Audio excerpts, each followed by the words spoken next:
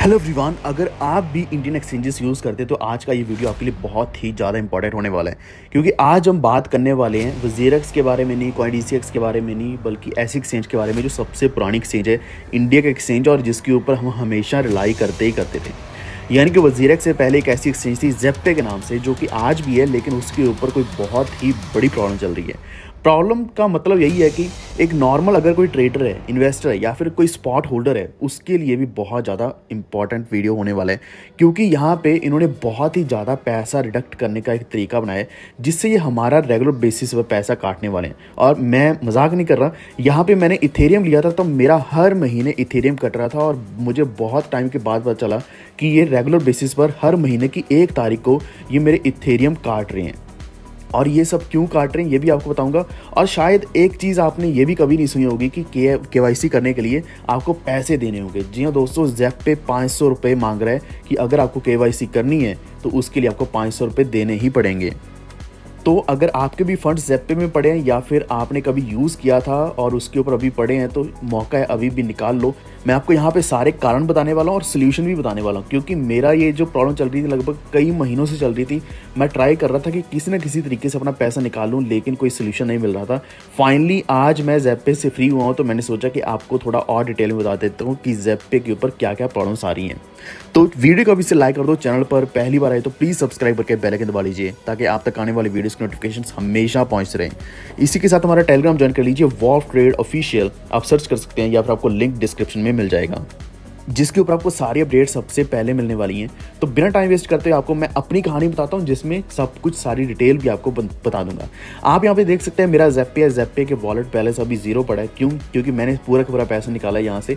हालांकि कोई इतना कोई बहुत ज़्यादा अमाउंट भी नहीं था, लेकिन फिर भी लगभग 40-50 हज़ार रुपये के आसपास था, जो मैंने बहुत पहले लगाया था और जिससे मैंने इथेरियम बाय किया था। और मैंने मेल के मीडियम से, यानी कि मेल्स करके सपोर्ट से बात भी करी है, तो आप मेरी हर एक चीज़ सामने क्लियरली देख भी सकते हैं कि कितना इथेरियम था। कोई खास अमाउंट नहीं था, लेकिन फिर भी हम एक्सपेक्ट करते हैं कि आज अगर मेरे पास 0.1 इथेरियम भी है, 0.23 जितना भी है, या 1 इथेरियम है, उसकी आज वैल्यू कितनी है और आने वाले समय में कितनी ज़्यादा वैल्यू पहुँच सकती है वो हम जानते हैं।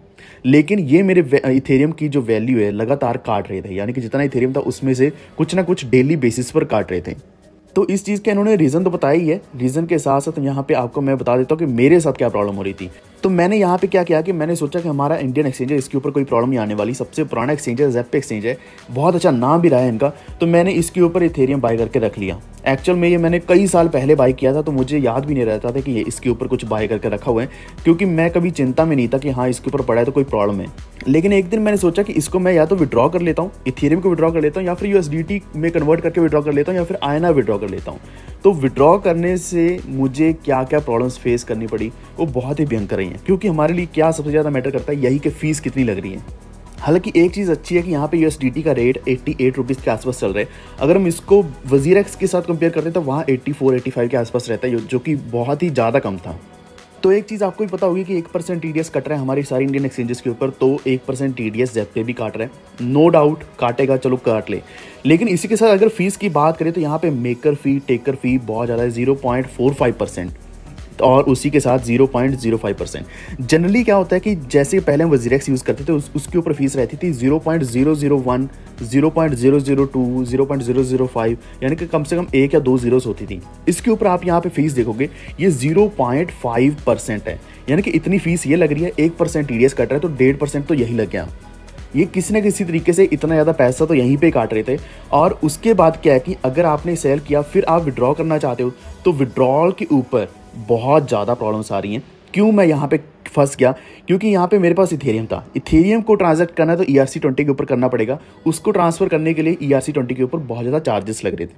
अब चार्जेस जो देने हैं वो तो ठीक है, मैं ERC20 के चार्जेस पे कर दूंगा, $5, $10, $15, वो फीस ऊपर नीचे होती रहती है। लेकिन इन्होंने क्या कहा कि इसके ऊपर एक लिमिट लगी हुई है, उस लिमिट की वजह से आप अपना पूरा अमाउंट नहीं निकाल सकते। तो मैं जो भी ट्राई कर रहा था यहाँ पे कोई ना कोई प्रॉब्लम आ ही रही थी। इन्होंने कहा कि KYC करनी पड़ेगी, तो मैंने, यहाँ आप देख सकते हैं मेरा स्क्रीनशॉट सामने है, मैंने कहा कि मेरी KYC डन है, ID document, address proof, declaration सब कुछ ऑलरेडी किया हुआ है, यहाँ पे ग्रीन टिक दिख रहा है। लेकिन इन्होंने कहा कि ये सिर्फ एक रेगुलर KYC है, आपको इससे भी एडवांस्ड एनहेंस लेवल की KYC करनी पड़ेगी, तभी आप बड़ा अमाउंट निकाल पाओगे। अब मैंने आपको एक तो बात ऑलरेडी बता दी कि मैं क्यों विड्रॉ करना चाह रहा हूँ, क्योंकि ये हर महीने हर महीने काट रहे हैं। यहाँ पे देख सकते हो इन्होंने लिखा है कि जनवरी 2023 का इन्होंने अमाउंट काटा फरवरी 27 को, फरवरी 2023 का काटा मार्च 14 को, और उसके बाद हर एक महीने की पहली तारीख को, जैसे कि 1 अप्रैल, फिर 1 मई, 1 जून, इस तरीके से काटते रहे। तो यहाँ पे अगर तो कुछ रुपीज़ की बात करते, 1 रुपये, 2 रुपये, 5 रुपये काटते तो कोई बात नहीं थी, लेकिन यहाँ पे मेरे पास इथेरियम था, और इथेरियम भी आप देख सकते हैं 0.3 इथेरियम था, शायद इससे भी ज़्यादा था, 0.37 इथेरियम था, और ये कटते कटते कटते ये रह गया 0.34। अब इनको शायद नहीं पता, लेकिन 0.03 इथेरियम अगर मेरा यहाँ पे कटा है तो इसकी मेरे लिए बहुत ज़्यादा वैल्यू है, और वो भी सिर्फ अमाउंट को यहाँ पे रखने के लिए, यानी कि मैंने सिर्फ रखा हुआ है ना, मैं इसको कुछ कर रहा हूँ।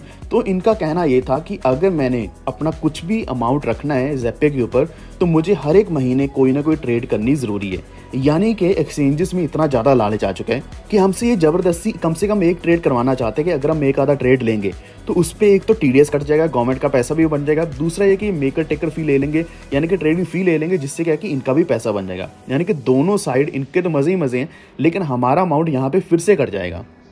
अब यहाँ पे बात ये भी है कि ट्रेडिंग फ़ी भी बहुत ज़्यादा है, पहले 1% TDS लग रहा है और फ़ी भी इतनी ज़्यादा ले रहे हैं, जिस वजह से कोई भी नहीं चाहेगा कि वो ट्रेड करे ऐसी एक्सचेंजेस के ऊपर। तो इन्होंने कहा कि आपको एक आध बार करना ही पड़ेगा ट्रेड, महीने में एक बार अगर आप नहीं करोगे तो इसका कोई और सोल्यूशन नहीं है। तो सबसे पहली बात जो चुभने वाली है वो यही है कि ट्रेड क्यों करना, हमारी मर्जी अगर नहीं करना चाह रहे तो आप क्यों हमसे ज़बरदस्ती करवाना चाह रहे हो। तो यहाँ पे इन्होंने दूसरा ऑप्शन क्या दिया कि अगर आप ट्रेड नहीं करना चाह रहे तो आपको लॉन्ग टर्म इन्वेस्टमेंट में अपने कॉइन्स डालने होंगे। आप लैंडिंग फीचर में जाकर अपने जो कॉइन्स हैं उनको लैंड कर दो, यानी कि लैंडिंग कर दो, तो हम आपका पैसा नहीं काटेंगे। यानी कि ये हमारे पैसे को यूज़ करना चाहते हैं, ये नहीं चाहते कि हमारा पैसा वहाँ इनके सपोर्ट में पड़ा रहे। देन ऑब्वियसली मैं यही चाहूँगा कि अपना अमाउंट ज़ेप्पे से जल्द निकालूँ। लेकिन उसके बाद जब मैंने सोचा कि मैं इसको निकालूँ तो इसके बाद इन्होंने बताया कि हाँ, इसके ऊपर आपको एक अलग से KYC करनी पड़ेगी। मैंने कहा कि मेरी KYC ऑलरेडी डन है। तो इन्होंने कहा कि 2 मई 2023 के बाद आप एक नई पॉलिसी आई है, क्रिप्टो पॉलिसी, जिससे क्या कि आपको एक एनहेंस्ड KYC करनी पड़ेगी, और एक ऐसी KYC जिसके 500 रुपये लगेंगे। इस तरह की KYC, इस KYC के लेवल को अचीव करने के लिए 500 रुपये आपको देने पड़ेंगे अलग से, और फिर आपका 3rd लेवल का KYC हो जाएगा। यानी कि जनरली 1st लेवल का KYC, फिर 2nd होगा, फिर 3rd होगा। तो 3 लेवल का KYC कंप्लीट होगा तभी मैं विड्रॉल ले पाऊंगा। अगर मैं KYC नहीं करता हूं तो यहाँ पे इन्होंने कुछ ना कुछ ऑप्शन ज़रूर दिए। तो आप यहाँ पे देखोगे, यहाँ पे बताया कि पर ट्रांजैक्शन अमाउंट कितना कर सकता हूँ, 125 BUSD लेवल 1 अगर KYC है तो दिन में कर सकते हैं 2 ट्रांजैक्शन, जो बनते हैं 250 BUSD। अब यहाँ पे इन्होंने इतनी बड़ी लिमिट लगा दी कि मैं $250 ही निकाल सकता हूँ। दूसरे लेवल की KYC होगी तो मैं $500 ही निकाल सकता हूँ। हालांकि इन्होंने बताया कि मैं 5 ट्रांजैक्शंस कर सकता हूँ, लेकिन पाँचों का टोटल 500 तक ही जा सकता है। पर ट्रांजैक्शन भी 500 और टोटल भी 500। तीसरा लेवल KYC होगा तो $7500 कर सकते हैं, और 10 ट्रांजैक्शन कर सकते हैं, $75,000 तक कर सकते हैं। अब यहाँ पे इतना बड़ा अगर अमाउंट करेंगे तो एक तो उन्होंने ट्रेडिंग फी बहुत ज़्यादा काट लेनी है, क्योंकि परसेंटेज के बेसिस पर है। एक TDS कट जाएगा क्योंकि वो भी परसेंटेज के बेसिस पर है, और उसी के साथ साथ यहाँ पे जब भी हम ट्रेड करेंगे, अगर हम विड्रॉ करेंगे, विड्रॉल के चार्जेस भी लगेंगे, क्योंकि यहाँ पे जनरली हर कोई प्रेफर यही करता है कि वो USDT में विड्रॉ करे। लेकिन यहाँ पे विड्रॉल्स हो रहे थे सिर्फ और सिर्फ ERC20 में। TRC का तो यहाँ पे मतलब ही नहीं था, जैसे कि वज़ीरेक्स के ऊपर भी अभी भी TRC20 नहीं है, कोई भी ब्लॉकचेन नहीं है, यहाँ पे अभी तक ERC20 ही चल रहा था। तो इन द एंड मैंने ये भी सोचा कि चलो ERC20 से पैसे पे करके मैं विड्रॉल ले लेता हूँ, लेकिन फिर भी ये काम नहीं आया, क्योंकि इनको चाहिए था KYC लेवल 2 या लेवल 3, तभी मैं अपना अमाउंट विड्रॉ कर सकता हूँ। एक और चीज़ यहाँ पे ऑप्शन ये था, अगर BTC या इथेरियम करते हैं तो BTC $250 पर ट्रांजैक्शन कर सकते हैं, और इथेरियम करना है तो $1000 पर डे कर सकते हैं, जो कि कोई मतलब नहीं बनता। यानी कि इतना बड़ा BTC इथेरियम करेंगे और उसके ऊपर ये फीस काट लेंगे तो बहुत गलत चीज़ है। अब ओवरऑल मैंने आपको लगभग सारी कहानी समझा दी है। इसका मतलब यहाँ पे मेरा ओवरऑल कहने का मतलब ये है कि हम इसके ऊपर पैसा नहीं रख सकते, अगर रखते हैं तो हर महीने ये पैसा काटेंगे। दूसरी बात, KYC के लिए बोलेंगे, KYC करने के लिए 500 रुपये अलग से लेने वाले। ऐसी कौन सी एक्सचेंज है जो पैसे मांगती KYC करने के लिए। यहाँ पे मैंने क्रिप्टो फोर्स यूज़ किया, वज़ीरेक्स यूज़ किया, कितनी सारी एक्सचेंजेस यूज़ करी हैं, किसी भी एक्सचेंज ने आज तक 500 रुपया, 100 रुपया या 1 रुपया अभी तक भी नहीं मांगा कि KYC की जा रही है। दूसरी और तीसरी चीज़ ये कि जब KYC होगी उसके बाद ही विड्रॉ ले पाओगे, और उसके ऊपर लिमिट्स लगी हुई हैं। लिमिट्स के बेसिस पर आपको यहाँ पे पैसा निकालना पड़ेगा, और उसके ऊपर यहाँ पे ये ट्रेडिंग फीस बहुत ज़्यादा ले रहे हैं। तो ये 3 सबसे बड़ी प्रॉब्लम्स आई हैं मुझे, जिसको मैं ऐसा नहीं बोलूँगा कि इनके नए रूल्स एंड रेगुलेशन से या फिर कोई नई क्रिप्टो पॉलिसी आ गई है। इनफैक्ट मैं यही बोलूँगा कि ये एक तरीके से स्कैम है। ज़ेप्पे को बहुत बड़ा स्कैम कर रहा है। इस तरीके से कि पैसे लूट रहे हैं केवाईसी के नाम पे, ट्रेडिंग फ़ी बहुत ज़्यादा ले रहे हैं और हर महीने पैसे काट रहे हैं कि अगर हमने ट्रेड नहीं लिया। और यहाँ पे अगर आपको लगता है कि शायद 500 रुपये देकर आपकी केवाईसी हो जाएगी, तो आपको केवाईसी में बहुत कुछ बताना पड़ेगा, जैसे कि आपकी करंट ऑक्यूपेशन डिटेल क्या है, क्रिप्टो करेंसी आप ट्रांसफ़र जो कर रहे हो उसका सोर्स क्या है, उसी के साथ आपका सोर्स ऑफ वेल्थ क्या है, इसी के साथ आपका सोर्स ऑफ फंड्स पिछले 6 महीने का बैंक स्टेटमेंट क्या है, आपकी ITR क्या है उसको भी यहाँ पे दो, सेल्फी इमेज विद डॉक्यूमेंट, जो कि कोई बड़ी बात नहीं है, वो हम कर सकते हैं। तो ये आप देखिए कि ITR भी मांग रहे हैं, फंड्स का सोर्स भी मांग रहे हैं, 6 महीने की बैंक स्टेटमेंट भी मांग रहे हैं, इतना कुछ मांग रहे हैं, यानी कि इतना कुछ करना पड़ेगा अगर आपको केवाईसी करनी है तो। लेकिन ऐसा किसी और एक्सचेंज ने नहीं कहा, सिर्फ ज़ेप्पे ही ऐसा मांग रहा है। ओवरऑल बहुत बुरा एक्सपीरियंस मेरा रहा, लेकिन लास्ट में मुझे एक चीज़ अच्छी मिली कि मैंने जितना मेरा पैसा लग रहा था मैंने कटने दिया, ट्रेडिंग फ़ी भी दे दी, TDS भी दे दिया, यहाँ पे विड्रॉल फीस भी दे दी। मेरा फाइनली जो विड्रॉल था वो बहुत ही फास्टली आ गया मेरे बैंक अकाउंट में, मैंने विड्रॉल निकाला और बैंक विड्रॉल बहुत ही ईजिली आ गया था। तो एक ही चीज़ मुझे अच्छी लगी है। बाकी अगर आप इसको यूज़ करने का कभी सोचते हो तो बहुत ही बड़ी गलती करने वाले हो, क्योंकि ज़ेप्पे हम ट्रेडर्स के लिए या फिर स्पॉट होल्डर्स के लिए बिल्कुल भी नहीं बनाए। तो आज का ये वीडियो सिर्फ इन्फॉर्मेशन के लिए था।